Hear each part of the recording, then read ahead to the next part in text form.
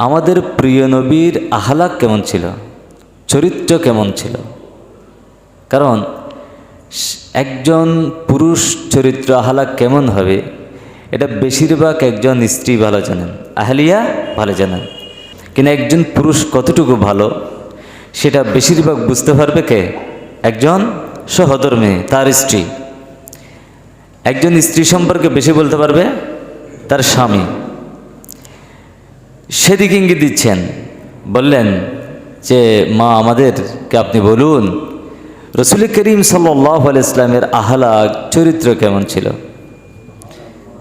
তখন মা আয়েশা সিদ্দিকা রাদিয়াল্লাহু তাআলা আনহা এক কথাই বলে দিলেন, খুলুকুহু আল কোরআন। সুবহানাল্লাহ। কি চমৎকার কথা বলে দিলেন, খুলুকুহু আল কোরআন। তার মানে রসুল করিম সাল্লাল্লাহু আলাইহি ওয়াসাল্লামার আখলাক হচ্ছে, চরিত্র হচ্ছে, স্বভাব হচ্ছে গোটা কোরআনুল করিম। সুবহানাল্লাহ। সূরা ফাতিহা থেকে সূরা নাস পর্যন্ত সবগুলো রসুল ইসলামের ইশকের কথা, মোহাব্বতের কথা, চরিত্রের কথা। সুবহানাল্লাহ। আরেকটি হাদিসের মধ্যে মা আয়েশা সিদ্দিকা রাদিয়াল্লাহু তাআলা আনহা বলেছেন, খুলুকুহু আল কোরআন। সাহাবারা শুনো, রসুল করিম সাল্লাল্লাহু আলাইহি ওয়াসাল্লামের আহলাক হচ্ছে, রসুল করিম সাল্লাল্লাহু আলাইহি ওয়াসাল্লামের চরিত্র হচ্ছে কোরআনুল করিম। সাথে সাথে তেলাওয়াত করে দিলেন, কদ আফলাহাল মুমিনুন আল্লাযীনা হুম ফি সলাতিহিম খাশিউন। এভাবে এই সূরার 11টি আয়াত তেলাওয়াত করে থামলেন। সুবহানাল্লাহ। সূরা মুমিনের 11টি আয়াতের মধ্যে 60টি চরিত্রের কথা এসেছে, মুমিনের 60টি বৈশিষ্ট্যের কথা এসেছে। এটা আমরা একজন ইমানদার হিসেবে, মুমিন হিসেবে জানা এবং মানা এবং আমাদের মাঝে থাকা এটা অপরিহার্য বলে আমরা মনে করি। আমরা যদি মুমিন দাবি করি, আমাদের প্রত্যেকের মাঝে 60টি গুণ, 60টি বৈশিষ্ট্য আমাদের মাঝে থাকা চাই। তো আমাদের জানতে হবে এগুলো কি, আজকে আমরা জানব। 1 নম্বর, আল্লাহ জাল্লা শাআনহু বলছেন, আল্লাযীনা হুম ফি সলাতিহিম খাশিউন। প্রকৃত ইমানদার যিনি, তার মাঝে 1 নম্বর বৈশিষ্ট্য থাকতে হবে ইমানের পরে, মুমিনের বৈশিষ্ট্য হবে তারা নামাজের মধ্যে, নামাজ আদায়কালে আন্তরিকভাবে ইখলাসের সাথে, খুশু এবং কুশুর সাথে বিনয়ীভাবে নামাজ আদায় করবে। সুবহানাল্লাহ। এটা হচ্ছে মুমিনদের 1 নম্বর বৈশিষ্ট্য। এটা শুধু ইমাম, খতিব, মুয়াজ্জিন, আলেম, উলামা, পীর, বুজুর্গ, মাশায়েখ ইনাদের নয়, প্রত্যেক মুমিনদের জন্য এই বৈশিষ্ট্য থাকা চাই যে আমরা নামাজ আদায় করব অত্যন্ত বিনয়ী হয়ে, নম্র হয়ে, ভদ্র হয়ে, খুশু এবং কুশুর মাধ্যমে।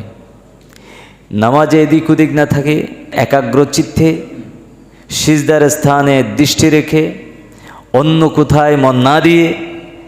নামাজ একমাত্র কার? আল্লাহর। নামাজ একমাত্র কার? আল্লাহর। একমাত্র আল্লাহর উদ্দেশ্যে নামাজ, এটাকে অন্তরে ধারণ করে, এটাকে বলা হয় ইখলাস, এটাকে বলা হয় খুশু। একমাত্র আল্লাহর জন্য নামাজ, এটাকে বলা হয় কি? খুশু। নামাজ যদি একমাত্র আল্লাহর হয়, তাহলে নামাজের মধ্যে দুনিয়াবি কোনো উদ্দেশ্য থাকতে পারবে না, আমাদের দৃষ্টি এদিক ওদিক থাকতে পারবে না। তারপর অন্য কোনো উদ্দেশ্যে আমাদের নামাজ যেন না হয়। নামাজ হবে একমাত্র কার? আল্লাহর। অন্তরে যদি এটা আসে, আমি নামাজ পড়তেছি, মানুষ আমাকে নামাজি বলুক, মানুষ আমার কী করবে? প্রশংসা করবে, লোক দেখানো, রিয়া, এটা হতে পারবে না। একমাত্র আল্লাহর উদ্দেশ্যে নামাজ পড়তে হবে। এখানে যেহেতু আল্লাহ পাক বলছেন নামাজ আল্লাহর উদ্দেশ্যে পড়তে হবে, এই কথা যেহেতু বলছেন, তাহলে নিঃসন্দেহে এখানে আরেকটি মাসালা আমাদের হল হয়ে যায়। তাহলে কোনো মানুষ আছে আল্লাহর উদ্দেশ্যে নামাজ পড়ে না, আল্লাহর উদ্দেশ্যে নামাজ পড়ে না। আল্লাহর উদ্দেশ্যে নামাজ পড়ে না বিদায় আল্লাহ পাক বলছেন নামাজ পড়তে হবে আমার উদ্দেশ্যে। আমার উদ্দেশ্যে নামাজ পড়লে তখন ওই মুমিন ব্যক্তি দুনিয়া আখিরাতে সফল। সুবহানাল্লাহ। আল্লাহর উদ্দেশ্য ছাড়া যদি নামাজ না পড়ে, অন্য উদ্দেশ্যে পড়ে, এরকম কিছু লোক আছে বিদায় তো আল্লাহ পাক এই কথা বলছেন, ঠিক না? হজের বেলা বলছেন বান্দা তোমরা হজ করো কিন্তু ঝগড়া করিও না।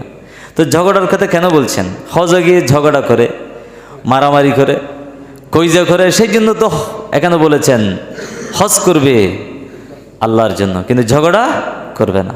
তো ওখানে কিছু লোক ঝগড়ার পাটে আছে নেই, আছে বিধায় আল্লাহ পাক বলে দিয়েছেন, একটা ঔষধির সংকেত দিয়েছেন, এগুলো বুঝতে হবে। ঠিক তদ্রূপ এখানে বলেছেন নামাজ হবে একমাত্র আল্লাহর। আমরাও বাস্তবিক পক্ষে দেখি মসজিদে যারা নামাজ পড়তে আসে সবাইকে আল্লাহর উদ্দেশ্যে না, আল্লাহর উদ্দেশ্যে যদি আসে তাহলে মসজিদ থেকে জুতা কেন চুরি হয়? ঠিক না? হয় না? জুতা চুরি হয়, টাকা চুরি হয়, মোবাইল চুরি হয়, এগুলো কেন? তাইলে কিছু দুষ্ট লোক নামাজি সেজে মসজিদে এসে সে নামাজ পড়ার জন্য নয় বা আল্লাহকে পাওয়ার জন্য নয়, সে তার অন্তরে আল্লাহ নেই, অন্তরের দুনিয়াবি উদ্দেশ্য। অন্তরে কি?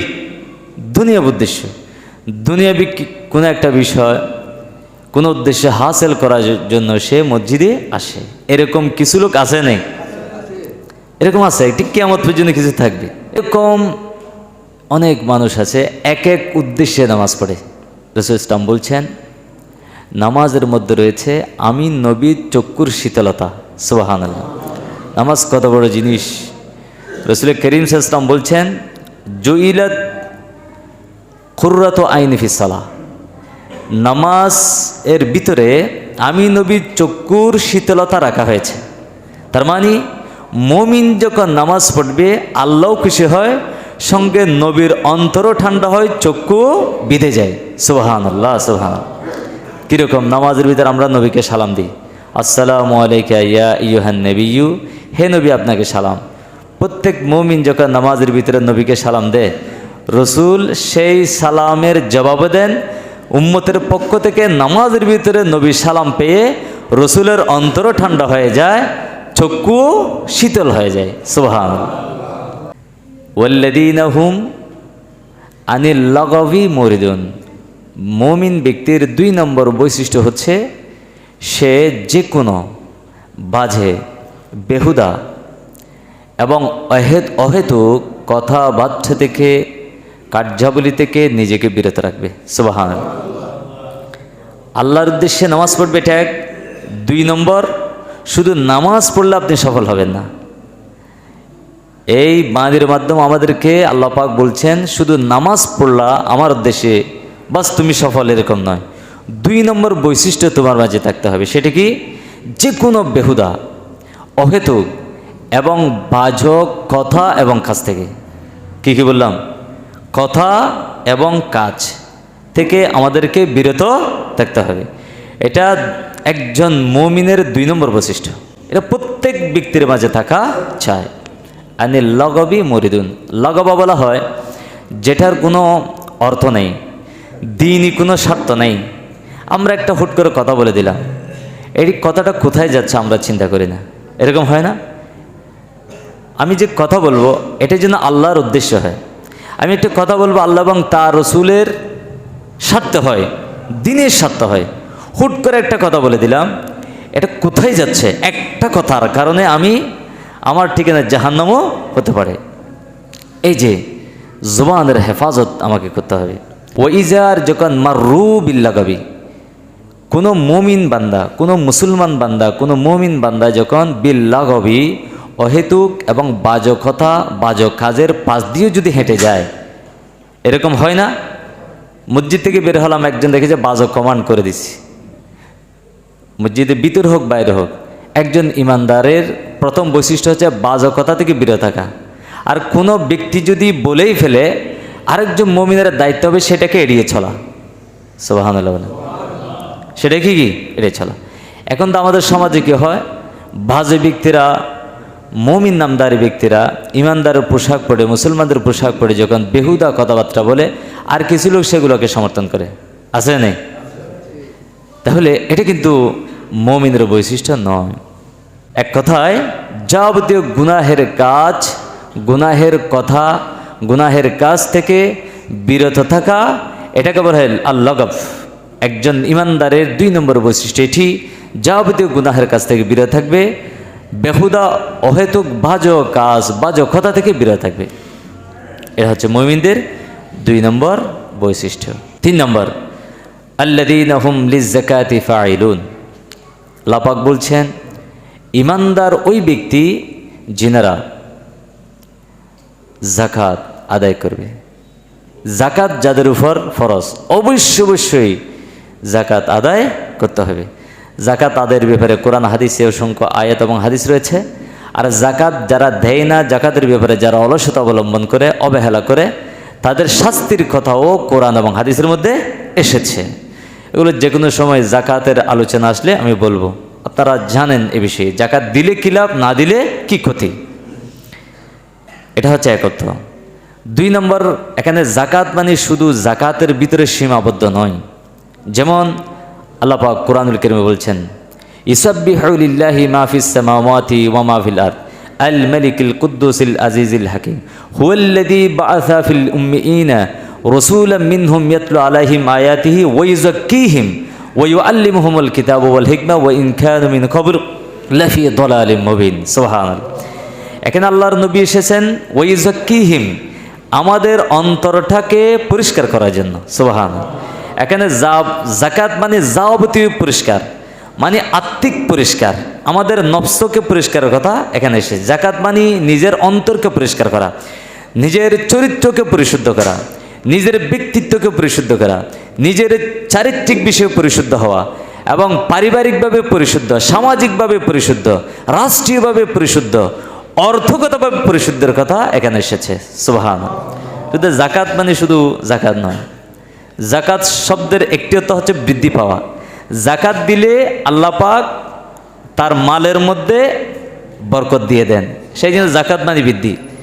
100 টাকা 2.5 টাকা দিচ্ছি, বাহ্যিকভাবে দেখছি কমে যাচ্ছে, কিন্তু আসলে কমছে না। আল্লাহ পাক বাকি টাকার মধ্যে বরকত দিয়ে দিচ্ছেন। সুবহানাল্লাহ। বরকত দিয়ে দিলে কি হয়, 100 টাকায় আপনি যা পেতেন, এখন জাকাত দেওয়ার কারণে সারা 97 টাকা দিয়ে তার দ্বিগুণ কাজ আপনি করতে পারবেন। সুবহানাল্লাহ। এটা হচ্ছে বৃদ্ধি। জাকাত মানে পরিশুদ্ধ হওয়া, পবিত্রতা হওয়া। যেমন কোরআনুল কারীমে সূরা আলার মধ্যে এবং সূরাতুশ শামসের মধ্যে বলছেন, কদ আফলাহা মান তাযাক্কা কদ আফলাহা মান যাক্কাহা। সেই ব্যক্তি সফল যে ব্যক্তি নিজের অন্তরকে পরিশুদ্ধ করেছে। সুবহানাল্লাহ।